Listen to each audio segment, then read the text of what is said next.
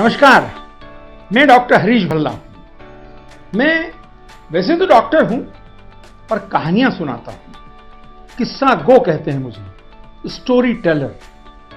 आज मैं आपको एक बहुत ही मजेदार कहानी सुनाने जा रहा हूं, दिल्ली के बारे में। वैसे तो दिल्ली में घूमने के लिए बहुत कुछ है, जहां हर साल लाखों सैलानी घूमने के लिए आते हैं। दिल्ली में स्थित लाल किला, इंडिया गेट, कुतुब मीनार, जामा मस्जिद आदि कई जगहों पर हर दिन हजारों पर्यटक परिवार और दोस्तों के साथ मौज मस्ती करने के लिए पहुंचते हैं। लेकिन जब बात हॉन्टेड प्लेस की आती है तो पर्यटक वहां घूमने के लिए काफी उत्सुक और आतुर हो जाते हैं। दिल्ली में कुछ भूतहा जगह, जिन्हें हॉन्टेड प्लेस कहते हैं, उनमें सबसे प्रसिद्ध जगहों में भानगढ़ का किला, अग्रसेन की बावड़ी और पुराना किला के नाम तो आपने सुने ही होंगे।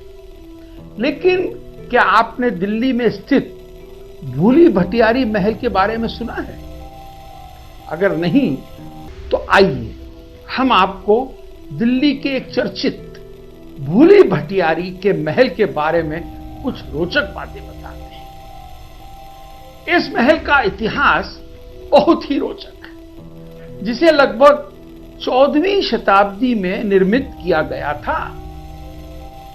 यह महल दिल्ली में सेंट्रल रिज रिजर्व फॉरेस्ट में स्थित है। कहा जाता है कि उस समय तुगलक शासन के दौरान यह शिकार लाज के रूप में इस्तेमाल किया जाता था और इसी स्थान पर जानवरों को मारकर भी रखा जाता था, जिससे कि जंगली जानवर उन्हें खाने के लिए आए। लेकिन तुगलक शासन के बाद यह महल खंडहर में परिवर्तित हो गया और लोगों के लिए बेहद ही डरावनी जगह बन गई। कहा जाता है कि आज भी इस महल से जानवरों की अजीबोगरीब आवाजें सुनाई देती हैं। यह जगह दिन में भी डरावनी लगती है, इसलिए लोग इसे दूर दूर से देखने आते हैं।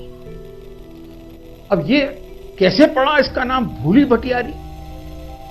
कहा जाता है कि राजस्थान से एक भूरी नाम की भटियारी जनजाति की महिला रास्ता भटक गई और वह इस महल में आकर रहने लगी। लेकिन कुछ दिनों बाद ही महिला ने यहीं पर दम तोड़ दिया। कहा जाता है कि इस महिला की आत्मा में महल में ही भटकती रहती है।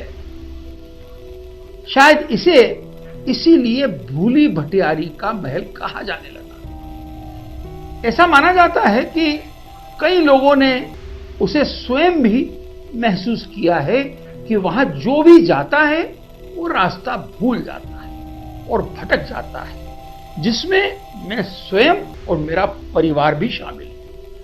क्योंकि हम उस भूली भटियारी के महल के बिल्कुल सामने दिल्ली का एक प्रतिष्ठित स्कूल स्प्रिंगडेल स्थित है, जहां मेरी दोनों बेटियां पढ़ती थीं। एक बार मैं और मेरी पत्नी डॉक्टर कुसुम स्प्रिंगडेल स्कूल के वार्षिक समारोह में शामिल होने आए और जब हमें पार्किंग के लिए जगह नहीं मिली तो हमने भूली भटियारी के महल की ओर जाने वाली रोड पर अपनी छोटी फिएट खड़ी कर दी। रात के 9-10 के करीब हम जब वापस आए तो हमने गाड़ी शुरू की और थोड़ा आगे चले गए और जब हम पलटने लगे तो हम रास्ता भूल गए। 1 घंटे तक हम भूली भटियारी के महल के जंगल में घूमते रहे और वहां ना लाइट, ना उन दिनों मोबाइल फोन, और हमारी हवा खिसक गई। हमारे बच्चे छोटे छोटे रोने लग गए। हमें समझ नहीं आया क्या करें। बड़ी मुश्किलों से एक टिमटिमाता दिया एक बुजुर्ग वहां बैठा हुआ था।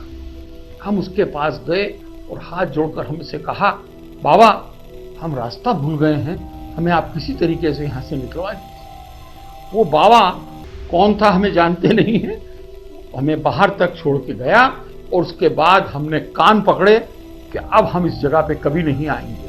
तो भूली भटियारी देखने जाएं पर रात को नहीं जाएं, और जाएं तो अकेले नहीं जाएं कि वहां पे जैसा कहा जाता है कि भूली भटियारी की आत्मा भटक रही है, क्या पता हम भी इसलिए भटक गए हों।